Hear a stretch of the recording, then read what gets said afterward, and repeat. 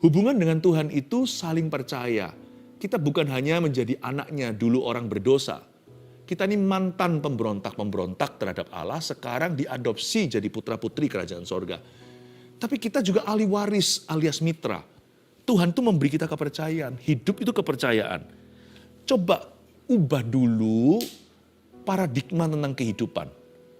Bukan seperti orang yang dikit-dikit tanya sama Tuhan, Tuhan hari ini aku pakai pasta gigi merek apa? Ya, bukan berarti Tuhan nggak mau direpoti. Tentunya kita mau melibatkan Tuhan dalam setiap detil hidup kita. Tapi menurut saya bukanlah detil yang kita cari-cari. Yang dicari-cari nggak perlu.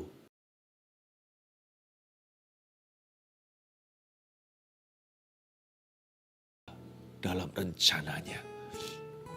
Tuhan, hadirat-Mu ini jangan pernah tercabut dari hidup kami.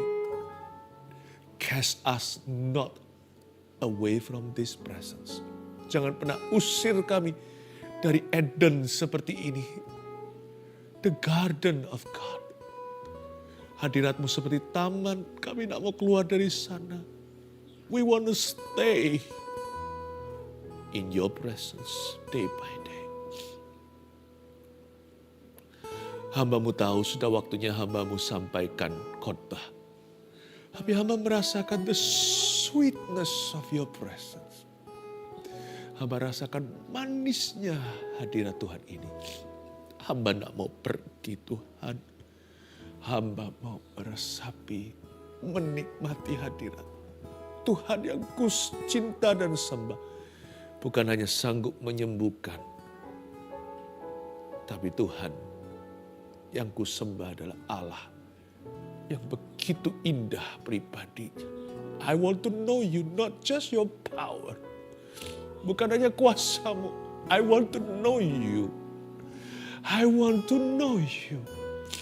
Aku ingin mengenal-Mu Tuhan. Aku ingin sungguh-sungguh mengenal. Tarik seluruh keluarga saat teduh untuk mengenal-Mu sungguh-sungguh. Termasuk mereka yang belum ikut saat teduh bersama yang kemudian hari Kau akan panggil. Bawa kami semua. Sampaikan sabda-Mu, sembunyikan hamba-Mu di balik salib-Mu. Dalam nama Yesus. Oh amin. Puji Tuhan ya. Rasanya gak kepingin berhenti sih. Mau terus menyembah Tuhan. God is so beautiful. Tuhan kita itu begitu indah ya. Oh praise the Lord. Siapkan hati, telinga, catatan dan Alkitab tentunya. Hari ini saya mau menjawab apa yang menjadi kebingungan banyak orang sekian lama. Bagaimana tahu kehendak Tuhan, Kisah Para Rasul pasal 16 ayat 4-12 ya. Kita akan Bible study. Haleluya. Yang diberkati Tuhan katakan haleluya. Puji Tuhan ya. Kisah Para Rasul pasal yang ke 16 ayat 4-12. Ini cerita tentang Paulus yang menyeberang ke Makedonia. Saya bacakan, dalam perjalanan keliling dari kota ke kota, Paulus dan Silas menyampaikan keputusan-keputusan yang diambil para rasul dan para penatua di Yerusalem dengan pesan supaya jemaat-jemaat menurutinya. Demikianlah jemaat-jemaat diteguhkan dalam iman dan makin lama makin bertambah besar jumlahnya. Mereka melintasi tanah Frigia dan tanah Galatia karena Roh Kudus mencegah mereka untuk memberitakan Injil di Asia. Dan setibanya di Misia, mereka mencoba masuk ke daerah Bitinia, tapi Roh Yesus tidak mengizinkan mereka. Setelah melintasi Misia, mereka sampai di Troas. Pada malam harinya tampaklah oleh Paulus suatu penglihatan. Ada seorang Makedonia berdiri di situ dan berseru kepadanya, katanya, menyeberanglah kemari dan tolonglah kami. Setelah Paulus melihat penglihatan itu, segeralah kami mencari kesempatan untuk berangkat ke Makedonia. Karena dari penglihatan itu, kami menarik kesimpulan bahwa Allah telah memanggil kami untuk memberitakan Injil kepada orang-orang di sana. Lalu kami bertolak dari Troas dan langsung berlayar di Samotrake. Dan keesokan harinya tibalah kami di Neapolis. Dari situ kami ke Filipi, kota pertama di bagian Makedonia ini. Suatu kota perantauan orang Roma. Di kota itu kami tinggal beberapa hari. Saya bermaksud memakai cerita perjalanan Paulus untuk menjadikan satu study case atau pembelajaran kita. Bagaimana Rasul Paulus meraba dan menemukan kehendak Tuhan. Kita semua juga sedang dalam perjalanan namanya kehidupan. Dan seringkali tidak sejelas itu apa yang menjadi kehendak Tuhan dalam kehidupan kita. Dalam setiap keputusan, andai kata ada suara audible menuntun kita kan gampang ya. Tapi fakta realitanya nggak demikian. Nggak secantik yang kita dambakan. Di mana kita harus bergumul dulu. Dan ada banyak perasaan uncertainty atau tidak tentu. Jadi bagaimana caranya kita bisa menemukan kehendak Tuhan? Gimana pun juga kita dengan Tuhan itu ada jarak, tanda kutip jarak ya. Meskipun Tuhan itu tinggal dalam diri orang yang percaya kepadanya, orang yang sudah terima Yesus, Yesus berada di dalamnya.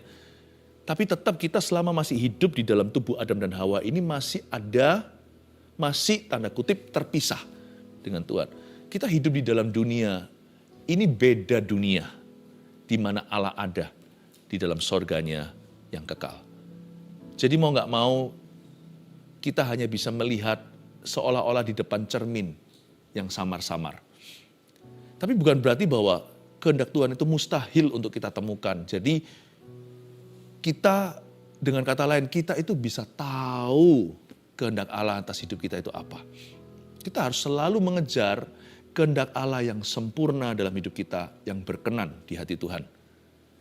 Makanya itu lewat perjalanan Paulus, saya coba otopsi perjalanan ini, sehingga kita bisa mendapatkan hikmat-hikmat tersembunyi. Kita lihat lagi ayat keempat. Dalam perjalanan keliling dari kota ke kota, Paulus dan Silas bukan jalan-jalan. Tapi mereka itu melakukan misi mereka. Hidup kita juga sebuah misi panjang. Kita tidak tahu kapan kita mati. Jadi life is about going places. Hidup ini bicara tentang pergi dari satu tempat ke tempat yang lain. Kantor pulang ke kantor. Atau kemana. Hidup itu selalu pergi dari satu titik ke titik berikutnya. Mari kita minta Tuhan menuntun kita. Bagaimana Paulus dituntun sama Allah? Mari kita lihat ceritanya. Dalam perjalanan keliling dari kota ke kota, Paulus dan Silas menyampaikan keputusan-keputusan yang diambil para rasul dan para penatua di Yerusalem dengan pesan supaya jemaat-jemaat menurutinya. Jadi Paulus dan Silas ini semacam pegawai. Rasul-rasul Yesus Kristus ada 11 minus Yudas Iskariot membuat keputusan di Yerusalem dan ditandatangan. Dan keputusan ini harus dibacakan. Dan keputusan ini harus diajarkan. Jadi ini yang disebut dengan job deskripsi atau surat tugas. Paulus dan Silas pergi dari satu kota ke kota lain, sudah nggak perlu lagi tanya, Tuhan boleh nggak ke kota A? Tuhan boleh nggak ke kota B? Kita nggak perlu dikit-dikit seolah-olah harus sengaja tanya Tuhan hari ini pakai kaos kaki warna hitam atau putih. Kalau kita sudah berada in Christ di dalam Kristus, kita bisa buat keputusan. Seolah-olah Tuhan yang memutuskannya. Jikalau firman itu tinggal di dalam dirimu, dan engkau tinggal di dalam firman-Ku, mintalah apa saja, niscaya Bapa akan mengabulkannya. Hubungan dengan Tuhan itu bukan yes man semata-mata sekalipun kita harus taat mutlak. Hubungan dengan Tuhan itu saling percaya. Kita bukan hanya menjadi anaknya dulu orang berdosa. Kita ini mantan pemberontak-pemberontak terhadap Allah, sekarang diadopsi jadi putra-putri kerajaan sorga. Tapi kita juga ahli waris alias mitra. Tuhan itu memberi kita kepercayaan, hidup itu kepercayaan. Coba ubah dulu paradigma tentang kehidupan. Bukan seperti orang yang dikit-dikit tanya sama Tuhan, Tuhan hari ini aku pakai pasta gigi merek apa? Ya, bukan berarti Tuhan nggak mau direpoti. Tentunya kita mau melibatkan Tuhan dalam setiap detil hidup kita. Tapi menurut saya bukanlah detil yang kita cari-cari. Yang dicari-cari nggak perlu ditelusuri. Tetapi belajar untuk bisa hidup dengan rileks dalam hadirat Allah. Tahu bahwa Allah ada dalam segala sesuatu dalam Allah jikalau kita tidak buka celah atau hidup dalam dosa. Dalam perjalanan keliling dari kota ke kota, Paulus seolah-olah tidak tanya lagi mau kemana. Paulus dan Silas tinggal menyampaikan keputusan yang diambil para rasul dan para penatua, karena memang itu adalah job atau tugas mereka. Mereka ini rasul extension. Ya, Banyak orang percaya Rasul Paulus adalah Rasul ke-13 atau Rasul ke-12 mungkin yang paling layak menggantikan Yudas. Nggak tahu lah, pokoknya dia itu kan yang si bungsu. Dia ini kan meneruskan sesepuh. Jadi diberitahu kamu harus begini begitu. Hidup juga begitu. Nggak semua kita tuh lahir langsung pemimpin. Semua kita tuh mengikut dulu, harus sekolah dulu, harus kerja dulu, ya, harus dewasa dulu. Jadi kita mau tahu di mana kehendak Tuhan atas hidup kita di setiap fase atau kilometer yang berbeda. Simple, tulis dulu bagaimana tahu kehendak Allah, kehendak Tuhan. Nomor 1 tulis saja, catat. Kehendak Tuhan ada pada kewajiban kita. Nggak usah tanya lagi. Besok ini kehendak Tuhan enggak ya aku masuk sekolah? Tanya pada diri sendiri atau lihat kartu pelajarnya. Apakah kita adalah siswa atau mahasiswa? Udah nggak usah tanya Tuhan. Pergi sekolah adalah kehendak Allah yang sempurna dalam kehidupanmu. Kalau sekolah masih online, ya online-nya. Online lah. Jangan ketiduran. Tapi kalau sekolahnya sudah onsite, udah datang, masuklah. Udah nggak usah tanya lagi, itu kehendak Tuhan atau bukan. Udah nggak perlu lagi kita itu home pimpa. Kayak anak kecil gitu, ya. Cang panjang, yang panjang jadi. Nggak usah kita itu harus, centau setopu atau apa itu, gunting batu kertas. Yang menang masuk sekolah atau yang kalah masuk sekolah. Kalau Anda punya pekerjaan yang halal, bukan yang sifatnya trafficking atau kriminalitas. Kalau pekerjaan Anda itu baik dan pekerjaan Anda itu dihalalkan oleh pemerintah, sesuatu yang baik di masyarakat, udah nggak usah tanya. Kalau job itu sudah Anda ambil, otomatis itu jadi tanggung jawab. Kehendak Tuhan ada pada tanggung jawabmu, datang ke kantor on time atau early, itu adalah kehendak Allah. Suami istri, ya, suami itu harus menjadi kepala istri. Mengambil keputusan, sudah harus jadi ketok palu setiap laki-laki yang merupakan kepala keluarga. Tetap hasilnya rundingan, tapi pria tidak boleh malas untuk berotoritas. Otoritas yang kita pakai bukan untuk bentak-bentak, untuk kasar, untuk tuntut pasangan kita, sedangkan kita sendiri kewajiban tidak dilakukan. Bukan. Otoritas kita adalah untuk mengayomi, melindungi, dan untuk berani mengucapkan kata terakhir dalam sebuah keputusan. Ya oke mama, ya oke. Kepada istrinya atau kepada keluarganya, oke ini keputusan kita ya bersama-sama. Ya, janganlah kita tidak berfungsi sebagai imamat. Meskipun yang fasih lidah adalah istrinya, mungkin laki-laki lebih banyak kerja di meja. Namun demikian waktu giliran berdoa, sudah nggak usah tanya siapa yang harus doa makan, yang paling gampang. Mungkin makan 10 kali, alangkah baiknya papa berdoa minimal 5 kali, lalu sisanya yang tadi bagi-bagi istri dan anak-anaknya. Udah gak usah tanya lagi kehendak Tuhan, siapa kehendak Tuhan untuk berdoa? Ya imamnya, karena itu sudah menjadi tugas kewajiban Anda. Bagaimana kita tahu kehendak Allah? Bagaimana kita tahu? Gampang. Ingat tanggung jawabmu. Kehendak Tuhan dapat ditemukan dalam kewajiban kita. Kalau yang jadi imam dalam keluarga, jadilah imamat beneran. Kalau yang bekerja, bekerjalah sungguh-sungguh, yang jujur jangan menipu. Yang sekolah, rajinlah belajar. Udah gak usah tanya lagi apa yang jadi kehendak Tuhan. Kan seperti tanya yang gak perlu sama Roh Kudus. Roh Kudus sudah beritahu kewajibanmu itulah kehendakku. Mari kita lihat sekarang ayat yang ke-6. Maka ayat 5. Demikianlah jemaat-jemaat diteguhkan dalam iman dan makin lama makin bertambah besar jumlahnya. Itu dia. Ketika Paulus dan Silas melakukan tanggung jawabnya sebagai rasul tambahan atau rasul berikutnya, membawa keputusan yang diambil dari oleh rasul-rasul sebelumnya, ketika mereka menundukkan diri pada job deskripsi mereka responsible with their life, jemaat-jemaat diteguhkan dalam iman, makin lama bahkan makin bertambah besar jumlahnya, ada berkat Allah di dalamnya, ada penyertaan, ada pembelaan. Ketika Anda genapi fungsimu, tidak berusaha jadi orang lain, cemburu atau iri hati, bukan melakukan yang bukan-bukan, tapi apa yang merupakan tanggung jawab Anda sehari-hari. Di situ ada berkat Tuhan, ada kesaksian Roh Kudus di dalamnya bahwa aku berkenan bahwa engkau sedang berjalan di poros kehendak Allahmu. Akan ada buah-buah kebenaran. Bagaimana tahu kehendak Tuhan? Ya, yaitu pada kewajiban. Ayat yang ke-6. Mereka melintasi tanah Frigia dan tanah Galatia. Sekarang Paulus terus jalan. Dia nggak berhenti. Dia nggak perlu lagi yang namanya suara dari sorga. Maju, dia baru maju. Kiri, dia baru kiri. Kanan, dia baru kanan. Paulus tidak malas, dia buat perencanaan. Mereka melintasi tanah Frigia dan tanah Galatia.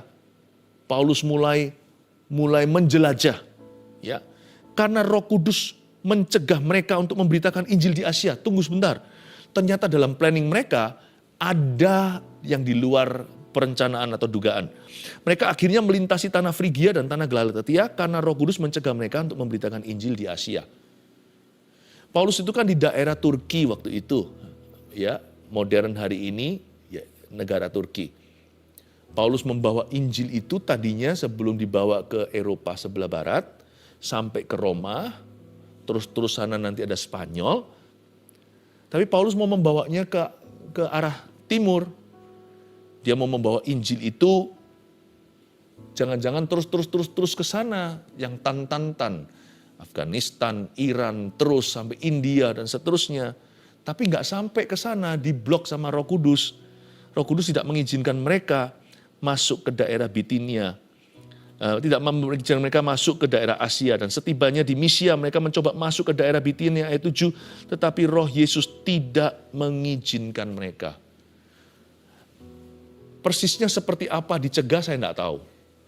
Mungkin mereka masuk visanya tidak dikabulkan. Mungkin ditolak di counter. Mungkin mereka berusaha 2 kali. Kelihatan ya Paulus nggak gampang nyerah ya. Karena kalau Anda baca ayat 6 dan ayat 7, ini bukan sesuatu yang jelas-jelas dilarang oleh Allah. Ini hanya bicara tentang geografi dunia. Sifatnya ambigu, abu-abu. Ini bukan hitam putih. Kalau pergi ke pelacuran ya jelas-jelas jangan. Kalau kakimu menuntun ke dosa, udah gak usah tanya. Tapi Paulus dalam membuat perencanaan, rajin bekerja dan melaksanakan tanggung jawab, menggenapi rencana Tuhan. Ternyata dia mengalami halangan. Waktu mengalami halangan pertama kali gak seperti orang yang dikit-dikit langsung nyerah. Ya mungkin Tuhan tidak kehendaki. Kalau itu jelas-jelas dilarang sama Tuhan, dilarang sama firman, udah jangan diterjang. Tapi kalau itu nggak jelas, apakah firman mengatakan itu boleh atau tidak, ya kan? Misalnya, Anda mau ambil jurusan apa? Kalau lagi kuliah. Atau misalnya, pekerjaan Anda sudah waktunya nggak untuk buka outlet yang baru, mengembang ke kiri, ke kanan, atau sementara ini downsizing dulu, jangan terlalu berambisi. Ini kan nggak ada di dalam Alkitab, kitab Kejadian sampai Wahyu kan tidak langsung menyebut nama tokomu. Paulus dalam perencanaan melaksanakan semuanya ini, gimana pun juga seperti Paulus, kadang-kadang kita iri ya, orang ini pasti mendengarkan suara Tuhan dengan audible. Nggak tentu juga, pernah dia audible, tapi ternyata dia sama kita masih merangkak dan meraba-raba. Wah, kabar baik bahwa kita nggak perlu tahu 100% sih. Tapi saya ajari bagaimana kita itu bisa mengikut Tuhan sekalipun lewat kaca samar. Kalau hati kita bersih dan kita tulus ikut Yesus, pasti ketemu kehendak Tuhan yang terbaik untuk hidup kita dan yang paling baik hari ini. Waktu mereka mencoba untuk jalan ke daerah Asia, nggak bisa. Entah nggak bisanya antara transportasi atau apa, saya nggak tahu pasti. Tapi ada aja, Paulus ternyata nggak mudah menyerah. Dia coba lagi masuk lewat Bitinia. Masuk langsung ke situ nggak bisa, masuk sebelah satunya. Tetap nggak boleh. Mungkin by this time dia berdoa. Waktu berdoa dia merasakan Roh Kudus bilang, jangan. Makanya ada kalimat, tetapi Roh Yesus tidak mengizinkan mereka. Siapa yang nulis biografi Paulus ini? Seorang dokter medis namanya Lukas. Dia adalah teman seperjalanan Paulus. Jadi dia ikut di sana waktu mereka nggak bisa masuk ke Asia dan Bitinia. Mereka nggak bisa masuk. Jadi karena itu ditulis Roh Yesus tidak mengizinkan mereka, hanya Alkitab tidak mencatat semua kejadian di balik layar. Jadi perlu imajinasi yang disucikan dan dikuduskan agar kita bisa bayangkan kira-kira mungkin seperti apa. Kayaknya setelah itu Paulus berdoa dan merasa Roh Kudus berkata jangan. Roh Kudus tidak izinkan. Kedua, bagaimana tahu kehendak Tuhan?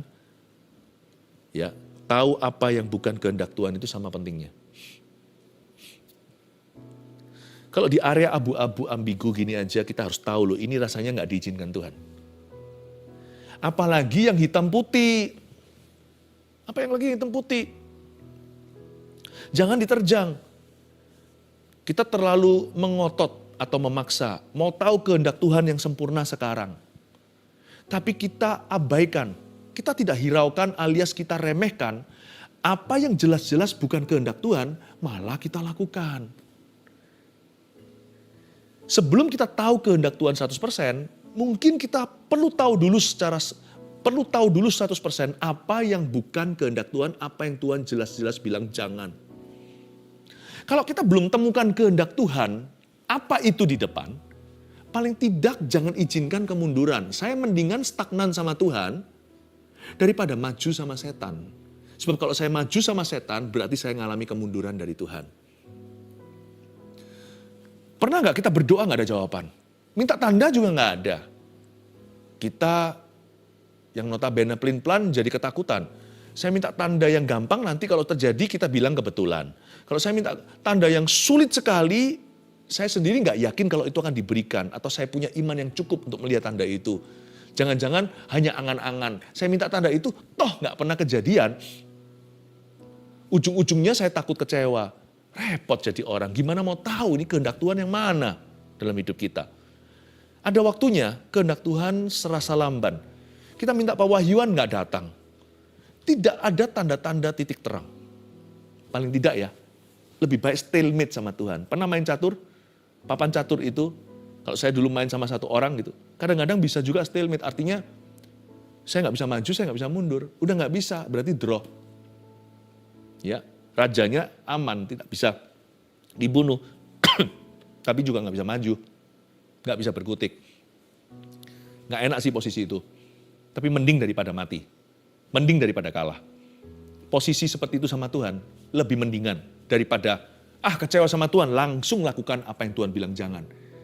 Karena kita mengejar kehendak Tuhan, nggak kedapatan, akhirnya kita kecewa dan melakukan secara sengaja apa yang tidak dikehendakinya. Alias melanggar firman Tuhan. Kalau saya nggak tahu apa itu kehendak Tuhan, paling tidak dalam list atau daftar saya harus tulis dulu. Apa yang bukan kehendaknya yang saya harus hindari secara sengaja. Dalam hal perjalanan Paulus ini, bukan lagi hitam putih, level dia beda. Waktu dia masuk Bitinia nggak bisa, masuk ke Asia nggak bisa. Dia bilang sama Lukas, forget it, lupakan. Saya belum tahu Tuhan dari sini tuntun kita kemana. Waktu itu dia stuck di Troas, sebuah kota besar. Dia nggak tahu mau kemana dari sini. Mau beli plane tiket ini, kalau mau beli tiket pesawat hari ini mau beli kemana? Karena dia ini misionaris lepasan, dia nggak punya keluarga, dia jalan melalang buana. Ini orang luar biasa imannya. Tapi dia nggak tahu mau dari mana. Dia stuck sama Tuhan di Troas. Di kota besar gitu itu, Paulus itu subsidi sendiri. Ya, berarti di kota Troas itu expense-nya besar sekali alias ekspensif, semua itu mahal. Kalau dia di sini terus berbulan-bulan Tuhan nggak ngomong gimana? Ya udah, mendingan saya di sini. Tuhan pelihara, saya percaya Tuhan tidak pernah meninggalkan hambanya. Tuhan tahu kok aku nih stuck di mana. Kalau Tuhan belum bicara ya saya nggak jalan. Semua perencanaan sudah ada, masa saya mundur lagi? Nggak mungkin lah jalan mundur. Maju ditentang, nggak bisa tembus ke kiri kanan. Ya udah, kemana ini? Timur atau barat? Nggak tahu. Pokoknya kita di sini dulu. Mundur lagi sampai ke Antioquia yang mengutus kita. Ingat ya, Paulus dan Barnabas kan diutus di sana. Dipisahkan untuk perkara khusus. Atau kembali lagi ke Yerusalem, gereja mula-mula. Enggak lah, saya tetap di sini. Saya menanti-nantikan Tuhan. Hanya karena Tuhan masih diam bukan berarti kita tidak mengikutinya. Paling tidak, aku sudah bisa cross dulu, aku bisa silang. Saya beri tanda silang, saya coret dulu Asia dan Bitinia. Kalau Anda tidak tahu majunya gimana, coret dulu jangannya apa. Jelas-jelas catat di hatimu, Anda jangan berbuat apa yang mendukakan Tuhan. Kehendak Tuhan juga bisa kita lihat dari apa yang dia tidak kehendaki. Bagaimana tahu kehendak Tuhan? Tahu apa yang bukan kehendak Tuhan, itu ternyata sama pentingnya. Paulus dan Silas tahu bahwa Bitinia dan Asia, no my friend, don't go, jangan ke situ. Nah, dari sini saya tahu kehendak Tuhan itu tidak selalu in the positive. Kehendak Tuhan juga in the negatives. Oke Tuhan, saya belum tahu segala sesuatu, but I know this is not God's will. That is not God's will for me. Ini bukan kehendak Tuhan, itu bukan kehendak Tuhan untuk aku. Belum dapat jodoh. Udah umur berapa nih? Ya, istilahnya kalau ini jam sehari, saya ini bukan lagi pagi, saya ini bukan siang lagi, sudah mulai sore, matahari terbenam. Kapan jodohnya datang? Udahlah, sama yang gak kenal Tuhan, gak apa-apa lah, nanti pelan-pelan saya perkenalkan Tuhan sama dia. Jangan. Hanya karena Anda stagnan, bukan berarti kompromi boleh. Karena Tuhan berkata, jangan jadian sama orang yang tidak sepadan iman. Apa hubungannya? Kuk apa yang dipasang padamu yang bisa menjadi kesamaan? Apa kesamaannya antara gelap dan terang? Jangankan firman. Masyarakat aja tahu. Beda kepercayaan itu timpangnya besar. Susah jadi orang. Pernikahan yang normal aja, satu iman aja perlu perjuangan. Kalau yang timpang seperti ini, lebih sulit untuk dipertahankan. Kalau Anda tidak maju, jangan memilih mundur. Ya. Berikutnya, ayat 9. Pada malam harinya, tampaklah oleh Paulus suatu penglihatan. Ada seorang Makedonia berdiri di situ dan berseru kepadanya. Katanya, menyeberanglah kemari dan tolonglah kami. Coba ya, seksama diteliti. Paulus melihat sebuah penglihatan, di situ dia melihat seorang Makedonia. Dalam bahasa Inggrisnya, a Macedonian man. Bahasa Yunaninya juga sama, berarti ada seorang pria, ditunjuk gendernya, pria Makedonia. Ini orang Eropa, ya, berseru kepadanya katanya, menyeberanglah kemari dan tolonglah kami, come and help us. Jangan lupa, malam hari Paulus lihat penglihatan. Ini bisa vision, bisa dream. Bisa mimpi, bisa penglihatan. Terus, setelah Paulus melihat penglihatan itu, interesting ini, menarik. Segeralah kami mencari kesempatan untuk berangkat ke Makedonia, karena dari penglihatan ini, kami menarik kesimpulan, garis bawahi, kami menarik kesimpulan, bahwa Allah telah memanggil kami untuk memberitakan Injil kepada orang-orang di sana. Mimpi dan penglihatan bukan otoritas tertinggi. Firman Alkitab ini. Tetapi mimpi dan penglihatan punya fungsi, yaitu apa yang firman tidak katakan secara langsung dalam hidup kita, karena itu perkara sehari-hari, itu adalah lanjutan kehidupan, bukan fondasi iman atau fondasi hidup ini. Maka mimpi penglihatan juga bisa menjadi rambu Tuhan atau bisa menjadi pertanda. Dan dari sana makanya, kalau itu firman, Paulus tidak akan berkata, di sini Lukas tidak akan berkata, kami menarik kesimpulan. Kalau itu firman, kami percaya dengan iman. Tapi karena ini adalah pertanda atau rambu-rambu atau mimpi dan penglihatan, maka mereka bahasanya beda. Kami menarik kesimpulan. We made a conclusion. Lalu kami mencari kesempatan untuk berangkat ke Makedonia, langsung cari tiket kapalnya. Atau cari transportasi. Bahwa Allah telah memanggil kami untuk memberitakan Injil kepada orang-orang di sana. Lalu kami bertolak dari Troas dan langsung berlayar. Enggak pakai basa-basi, langsung bertolak dari Troas, keluar dari tempat stagnan, dan kemudian segera berlayar. Ini langkah iman loh, ini bukan langkah iman aja, berlayar naik kapal. Dia hopping in faith, dia loncat masuk ke kapal itu dengan iman ke Samotrake, dan keesokan harinya tibalah kami di Neapolis, dan di situ kami ke Filipi, kota pertama di bagian Makedonia ini. Singkat cerita, saya kasih bocoran di depannya nanti, Paulus dan Silas tidak ketemu sama Macedonian man, tapi ketemu sama Lydia. Bukan ketemu sama pria, tapi ketemu sama satu wanita yang hatinya terbuka untuk Injil. Berarti kesimpulan mereka benar, tapi nggak persis kejadiannya seperti yang mereka lihat. Berarti Paulus dan Silas pun masih belajar mendengar suara Tuhan. Yang ketiga, bagaimana tahu kehendak Tuhan? Buat keputusan dengan iman, walaupun tidak tahu 100% kehendak Tuhan.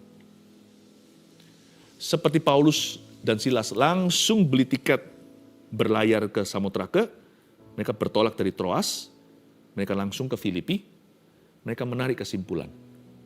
Gini ya, kalau yang ditulis di Alkitab, jangan dilanggar, jangan ditawar. No negotiation. Tapi kalau bicara tentang tuntunan, apalagi yang tidak ditulis di Alkitab, kalau kita ini sudah diisi dengan pengetahuan firman, kita sudah tahu apa yang benar, apa yang salah. Udah jangan tunggu lagi sampai semuanya 100% jelas. Buat keputusan dengan iman. Yang penting hati kita damai sejahtera. Sekali lagi saya ingatkan, ini level 2. Kalau level pertama itu apa yang tertulis dalam Alkitab. Apa yang tertulis jangan bingung. Yang sudah tertulis nggak usah ditawar. Ini untuk tambahannya. Jikalau itu nggak ditulis sama Alkitab, misalnya seperti jodoh, jurusan, kerjaan. What you need to do is make a decision, membuat keputusan berdasarkan apa yang Anda tahu itu baik dan benar. Lalu kita harus tahu apa yang kita mau. Buatlah keputusan sekalipun kita nggak tahu 100% apa itu kehendak Tuhan. Make that decision peacefully. Buat keputusan kalau hati ada damai sejahtera. Dan yang penting lagi adalah stick to your decision. Komitmen pada keputusanmu itu, jangan gampang nyerah. Itu yang saya maksudkan dengan buat keputusan dengan iman, walaupun tidak tahu 100% kehendak Tuhan. Pertanyaan, jodoh misalnya, yang paling mudah ilustrasinya.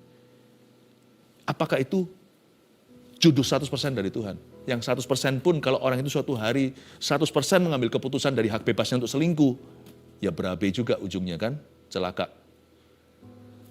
Asal ada komitmen, yang penting anak Tuhan, jelas-jelas jangan langgar firman, lalu Anda lihat kriteria sendiri, Anda mengambil satu decision, lebih penting lagi adalah komitmen. Apalagi setelah saya bersedia atau I do di altarnya, mengerjakan pernikahan itu dalam takut akan Tuhan. Jikalau ternyata itu sebuah kesalahan, itu akan menjadi kesalahanmu yang paling indah di hidupmu. Karena dua-dua komitmen untuk membawa rumah tangganya kepada Tuhan Yesus. Paham maksud saya Bapak Ibu? Jadi Paulus pun tidak tahu 100%. Luput Macedonian man ternyata a Philippian woman. Namanya Lydia. Bapak Ibu Saudara, nggak apa-apa meraba. Yang penting hati kita tulus ikut Yesus. Pasti kita akan menemukan kehendak Tuhan yang terbaik untuk kita hari ini. 1, 2, 3. Apa aja? Bagaimana tahu kehendak Tuhan? Nomor 1, kehendak Tuhan ada pada kewajiban kita. Udah nggak perlu tanya lagi, nggak usah digodok lagi. Tanggung jawabmu lakukan. Itu kehendak Tuhan. 2, kehendak Tuhan, tahu apa yang bukan kehendak Tuhan itu sama pentingnya. Ingat ya. Yang ketiga, buat keputusan dengan iman. Buat keputusan dengan iman, komitmen dengan itu, walaupun kita tidak tahu 100% kehendak Tuhan. Praise the Lord. Haleluya. Sama-sama terima berkat kejelasan di hati dan jiwa serta roh kita. Mulai hari ini berjalan dengan iman dalam takut akan Tuhan, dan semua kehendak Tuhan akan semakin jelas, semakin nyata dalam kehidupan keluarga saat teduh. Allah Bapa, Putra, Roh Kudus menyertai-Mu. Dalam nama Yesus, amin.